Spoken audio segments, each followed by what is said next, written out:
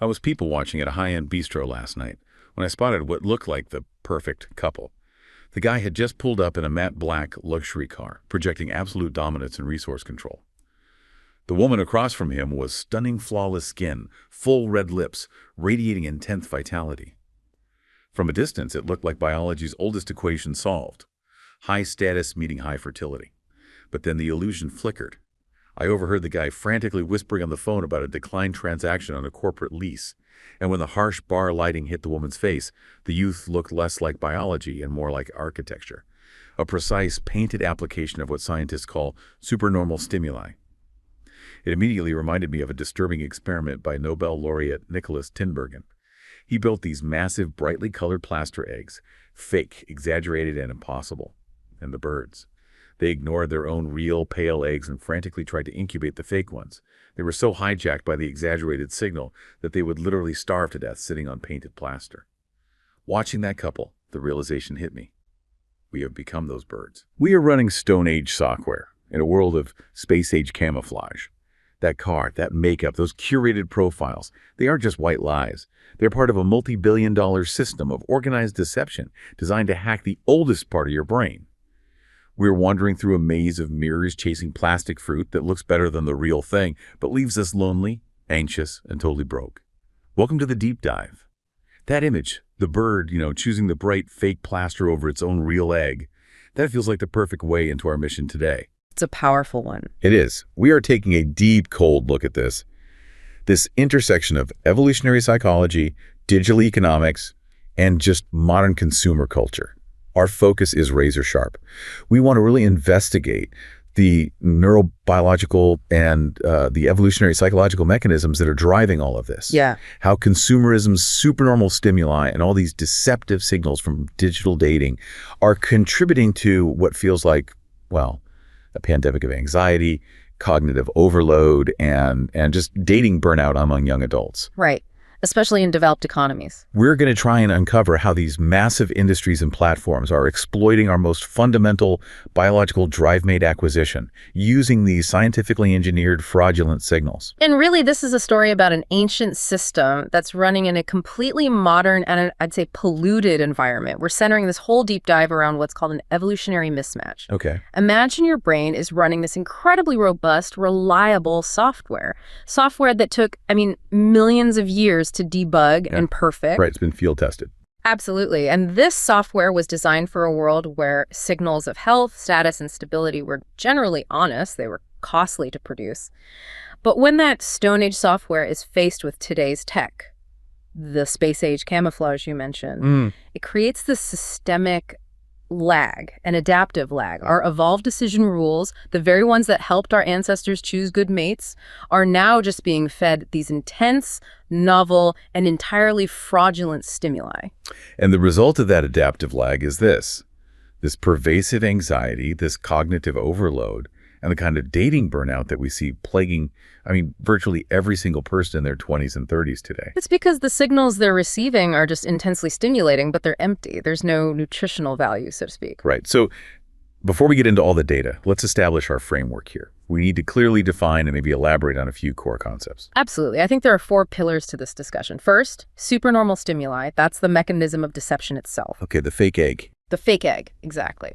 Second, the fundamental motives framework, which explains why we're so vulnerable to this exploitation. What's driving us? What's driving us. Third, dark design patterns, which is the manipulative tech the platforms use. And finally, and this is the chilling part, the economic paradox of online dating, which pretty much ensures the system profits from our continued and often miserable participation. Let's start with human motivation then. When we buy something or do anything, we usually have a reason, right? I buy a new backpack because my old one is ripped. I sign up for a class because I want to learn a new skill. But you're suggesting there's a deeper layer of motivation under that conscious reasoning. Precisely. Any human behavior, and especially consumption, has 2 really distinct levels of causality. We have to distinguish between what we call proximate and ultimate causes. Okay, proximate and ultimate. Proximate causes are the immediate conscious reasons we give ourselves. So if I buy a high-end chef's knife, the proximate cause is, well, it cuts vegetables better, I enjoy cooking. It's about immediate satisfaction. That makes sense. That's the level most social science operates on, right? Consumer preference, utility, conscious desire. Exactly. But the ultimate causes, they're completely different. These are the deep, non-conscious adaptive functions that are rooted in our evolutionary past. They're the why behind the what, the function that a mechanism evolved to solve to ensure the survival and, the propagation of our genes. So there are thousands of these surface-level proximate reasons. But the evolutionary perspective identifies a small, finite, core set of these ultimate functions. These are the deep, persistent challenges that literally shaped human psychology over millennia. So what are they? What are these primal challenges? What does the fundamental motives framework tell us about our deepest drives? Well, researchers have synthesized these challenges into 7 central, recurrent social domains that our psychology evolved to master. 7 core problems. 7 core problems. We have to solve the problems of evading physical harm. That's survival. Obviously. Avoiding disease, which is health maintenance. Making friends, so affiliation. Attaining status, which is all about hierarchy. And then the big 3 for our discussion: acquiring a mate, keeping a mate, and caring for family. Wow.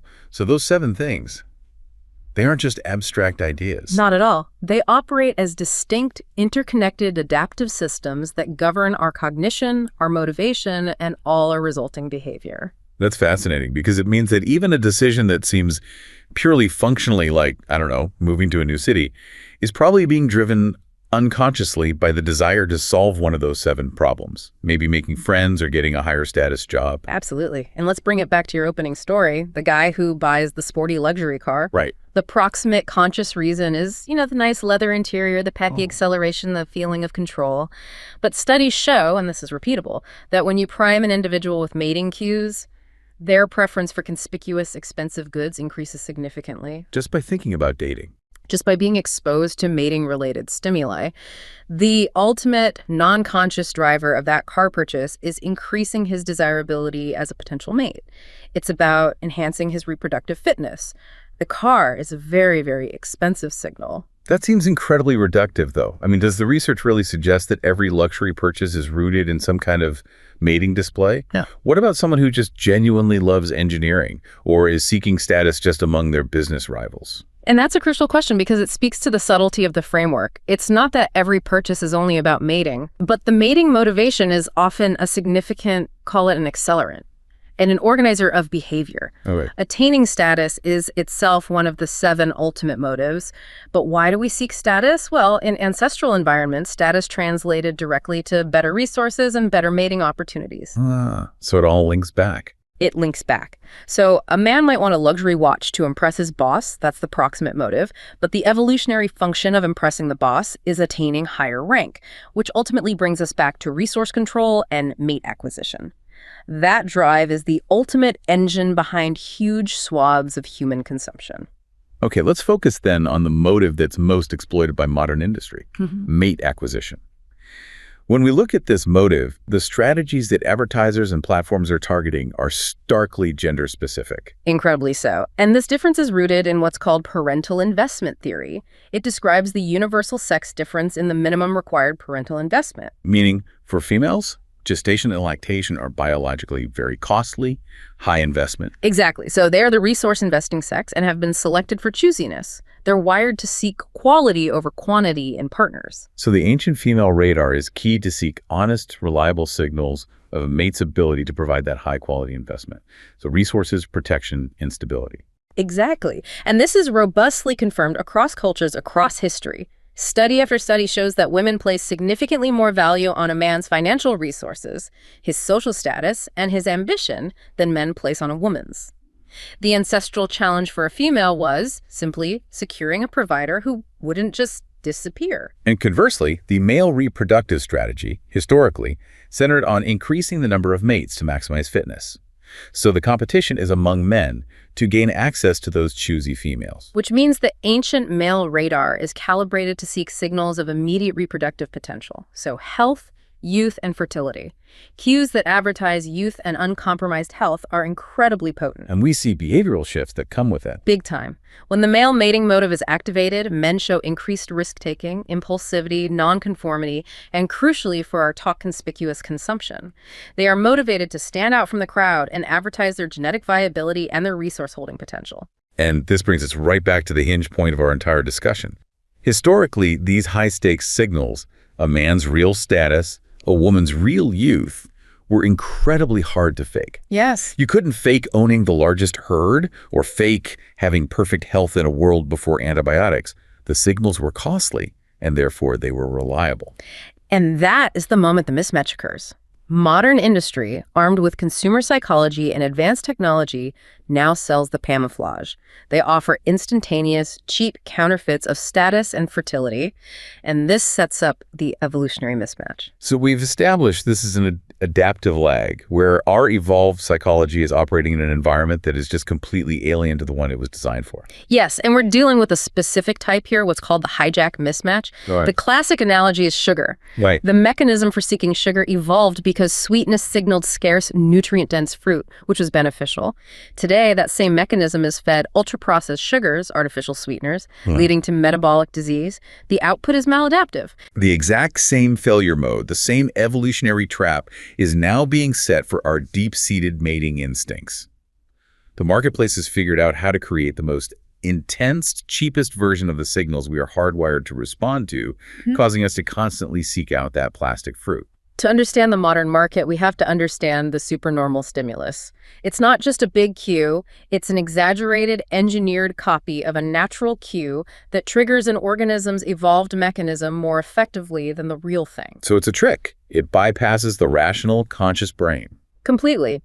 Tinbergen's work with the plaster eggs showed that the animal, it cannot help but respond to the exaggerated stimulus. The organism is essentially forced by its own programming to choose the fake intense signal over the genuine moderate one. Let's apply this to the multi-hundred-billion-dollar industries that exist just to profit from this hijack. Well, you don't have to look any further than the cosmetics industry. It is fundamentally a purveyor of fraudulent signals of fertility. Okay, break that down.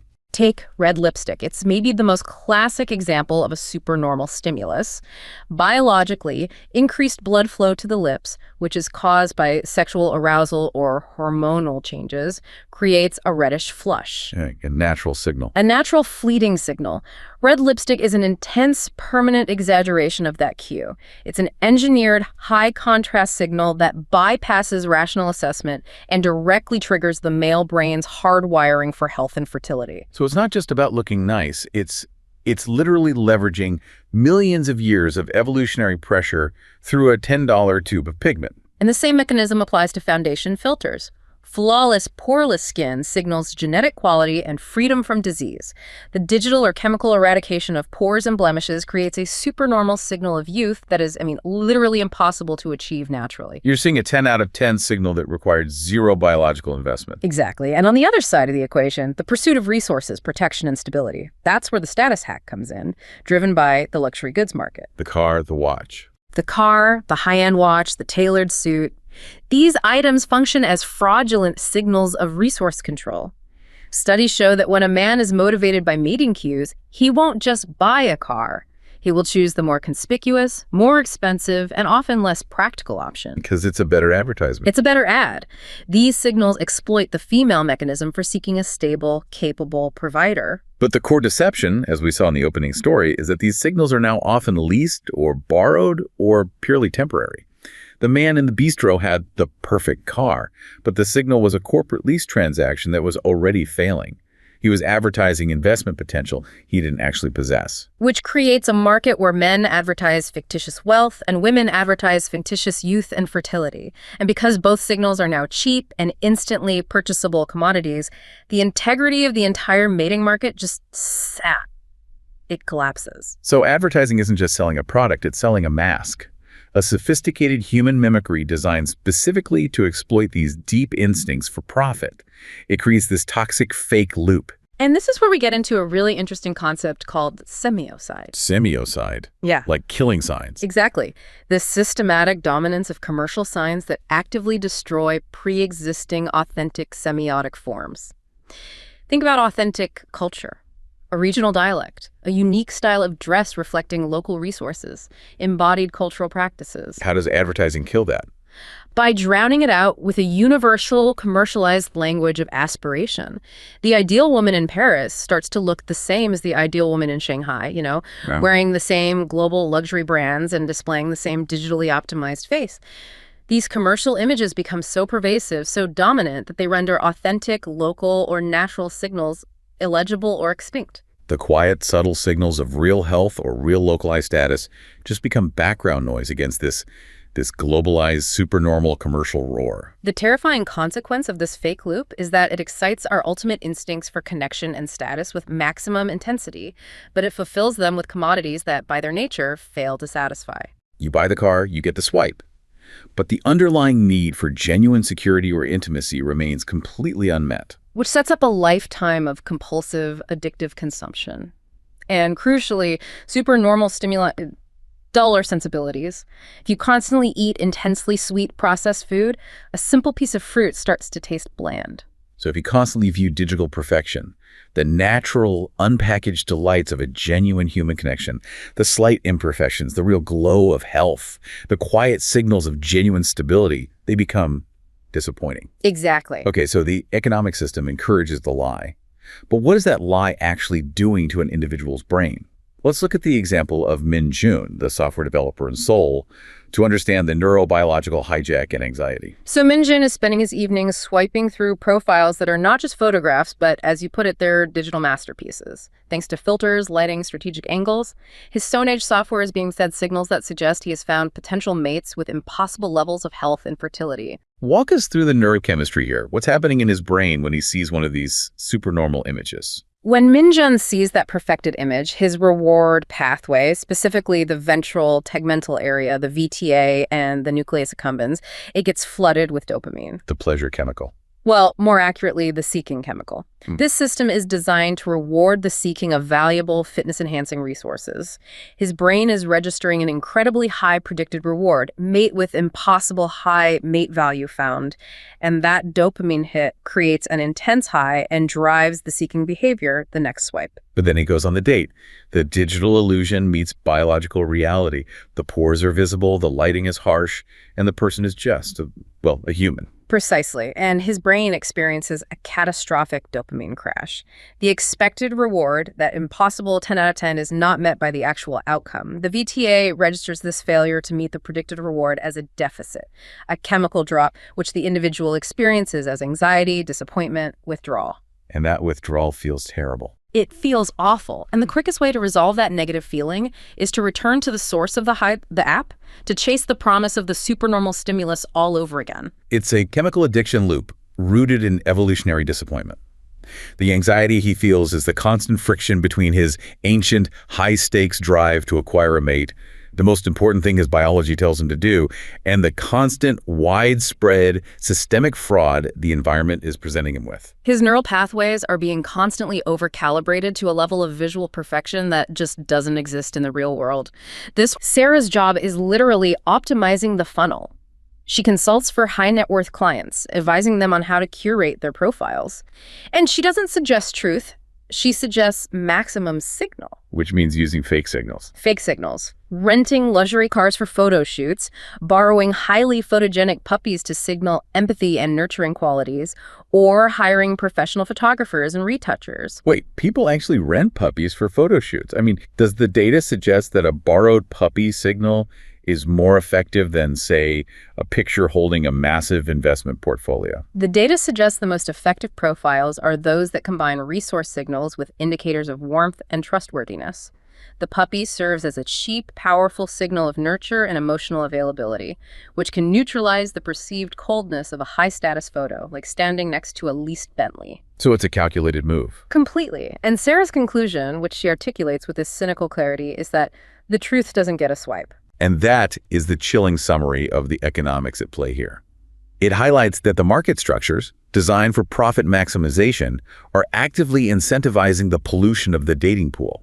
It's an arms race of deception, creating a system where you have to participate in the fraud just to remain competitive. This economic incentive structure creates the fundamental revenue paradox of the online dating industry. I mean, we are talking about a near monopoly, dominated by the match group. That's Tinder, Hinge, Match.com, OkCupid. They own everything. Pretty much. And they're generating hundreds of millions of dollars in revenue annually. Over $851 million in 2021 alone. And the conflict is brutally simple.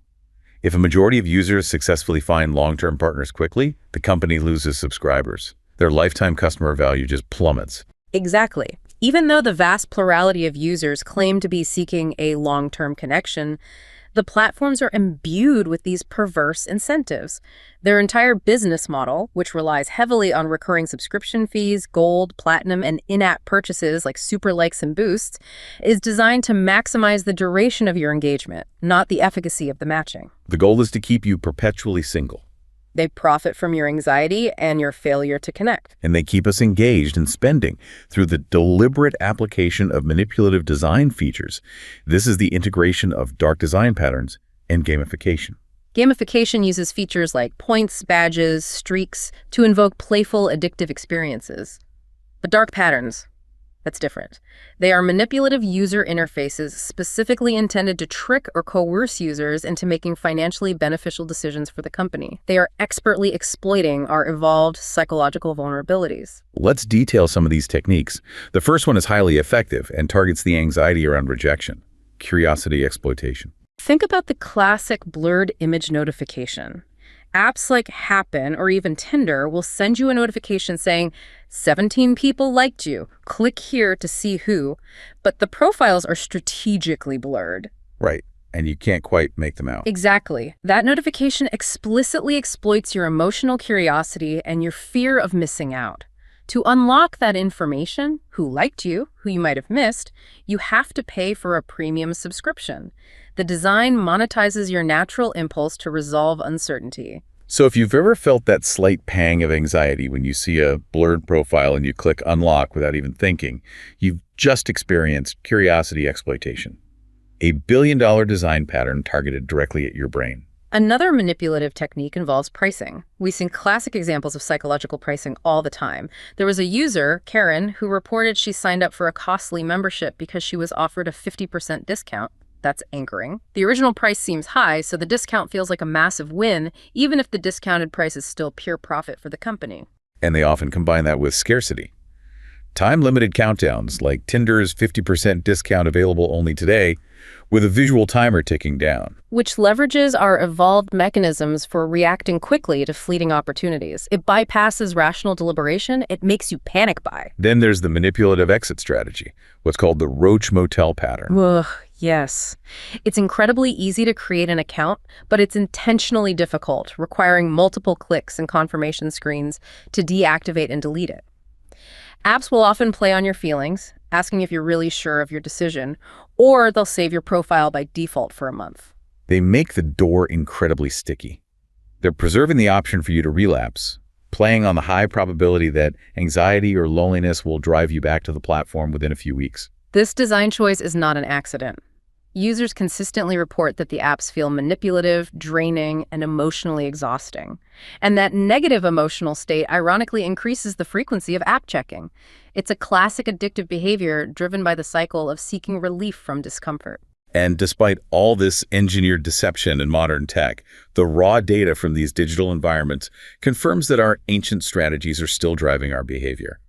The platforms are modern arenas, but the gladiators are still running that Stone Age software. Oh, the gender dimorphic strategies are so robustly observed in profile content and interaction patterns. The data confirms, for instance, that men utilize these platforms more frequently than women primarily to extend the number of sexual partners. That aligns perfectly with the male strategy of maximizing copulatory opportunities. And this influences how they present themselves. Men strategically use selfies oriented from below. Why is that? To appear taller, more dominant, and more powerful. Taller men are consistently rated as higher status and more attractive to women. It's a cheap digital attempt to exaggerate a physical signal of dominance. And women. Conversely, women are often observed using selfies oriented from above, which tends to flatter the figure and emphasizes cues related to attractiveness and youth. And the female focus on quality investment remains clear in the data. Absolutely. Studies show women are significantly more likely to specify a high education level, high income, or an established career as desirable in a potential partner. They're demanding reliable signals of stability and resource commitment. And what about their choosiness? The fundamental choosiness of women is confirmed by communication patterns. Highly attractive women who are just inundated with attention respond less often to requests, demonstrating extreme selectivity, which is a clear evolutionary advantage in a high-abundance environment like an app. So the app facilitates the lie, but it also provides this massive real-time data set, confirming that the evolutionary pressures we face haven't changed one bit. The problem with the modern dating environment is one of scale, which leads directly to cognitive collapse. Our evolved psychology is designed for small group interaction. Right, this is where Dunbar's number comes in. The idea that we can only maintain stable social relationships with around 150 people. In an ancestral tribe of 150, information about someone's status, their commitment, their health, it was reliable because everyone knew everyone. Reputations mattered. Now, in an app environment, you are instantly confronted with thousands of potential mates, forcing your brain to process exponentially more signals than it ever evolved to handle.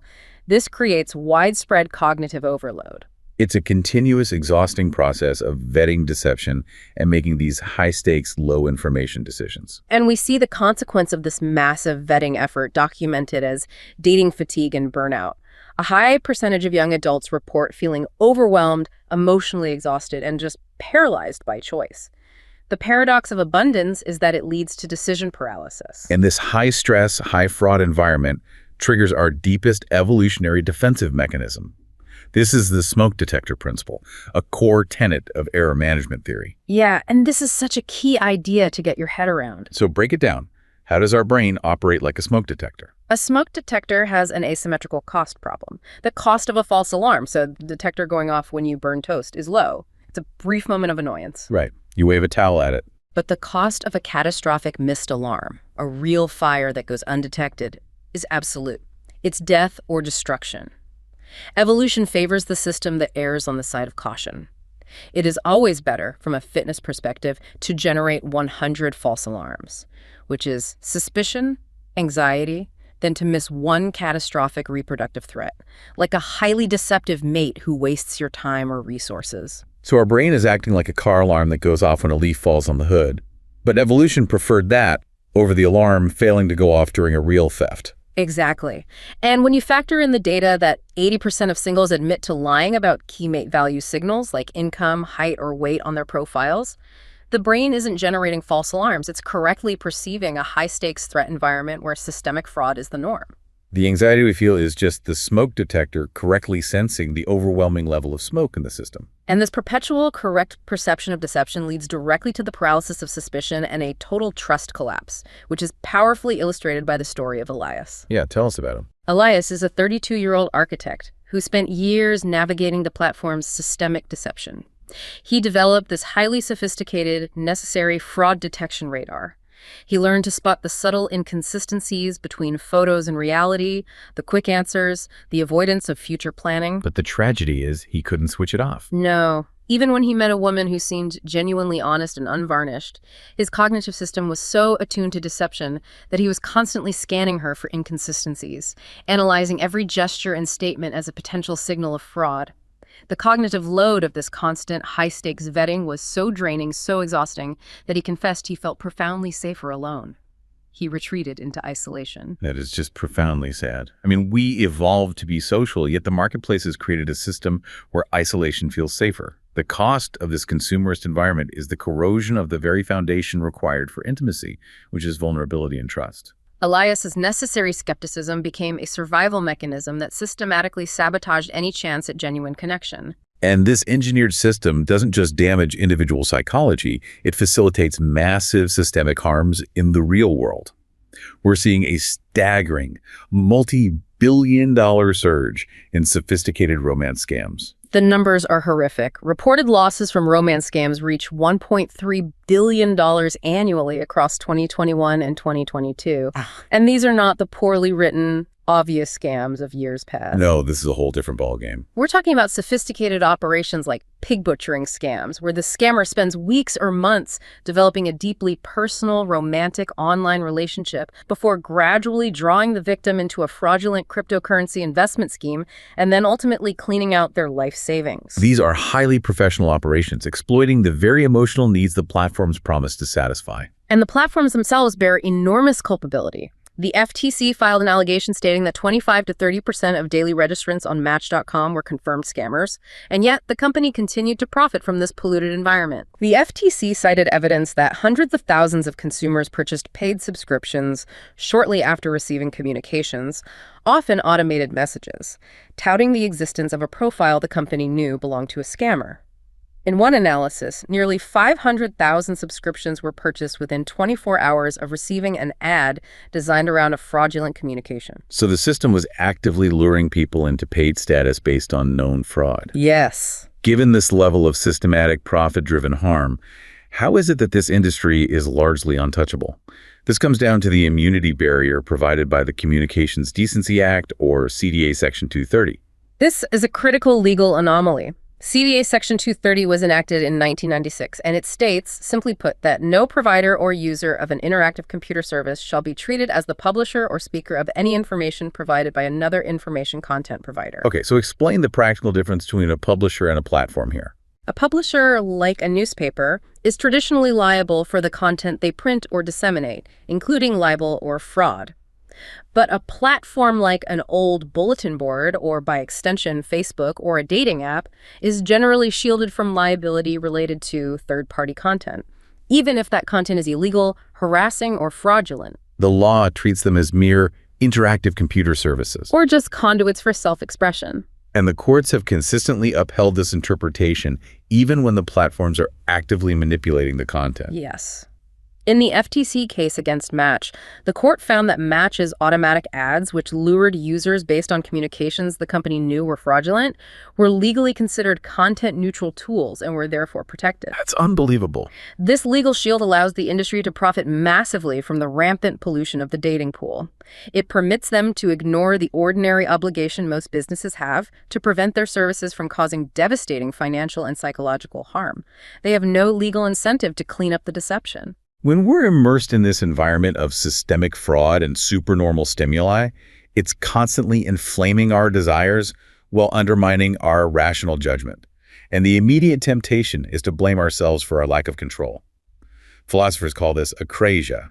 Right, the weakness of will that prevents us from acting on what we know is the rational, healthy choice.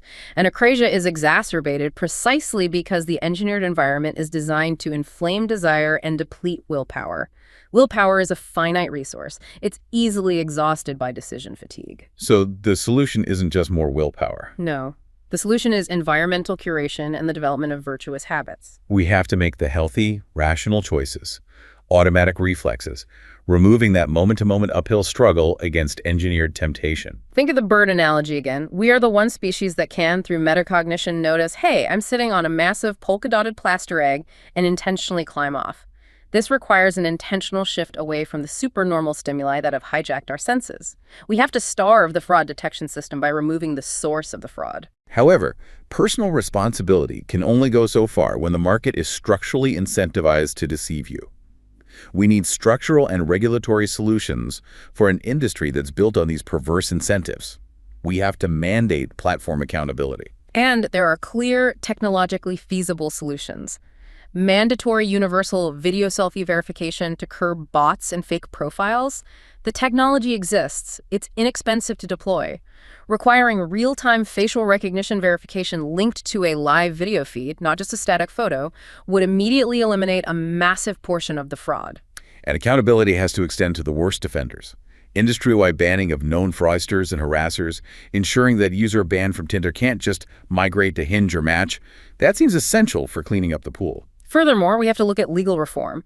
Courts or Congress need to revisit and amend CDA Section 230, specifically for services like dating apps.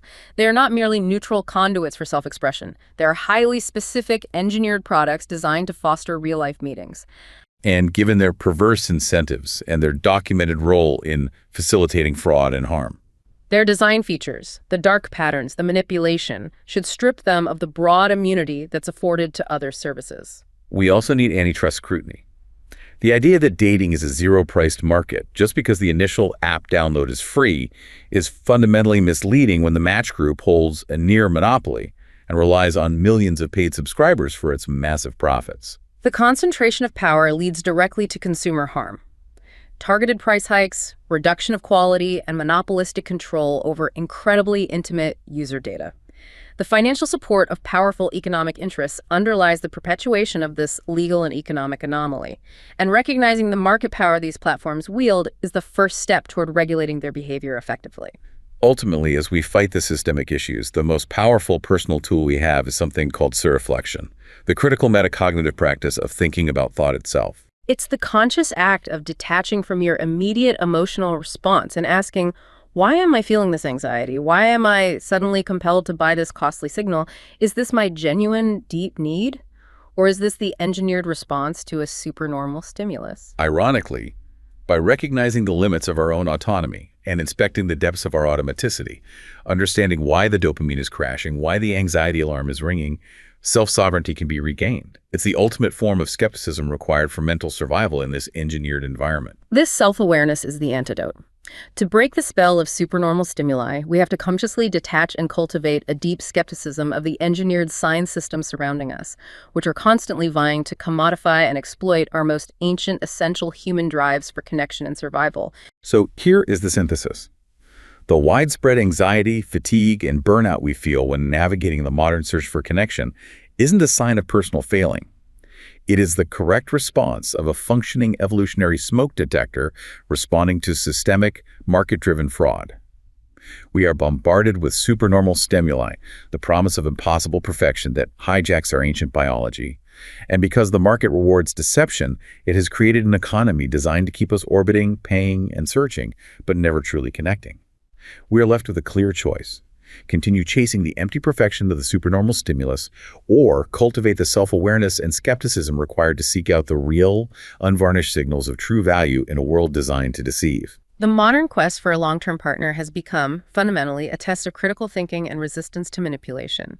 It requires us to consciously disentangle our ultimate human needs from the fraudulent, profitable signals that have been engineered to hijack them.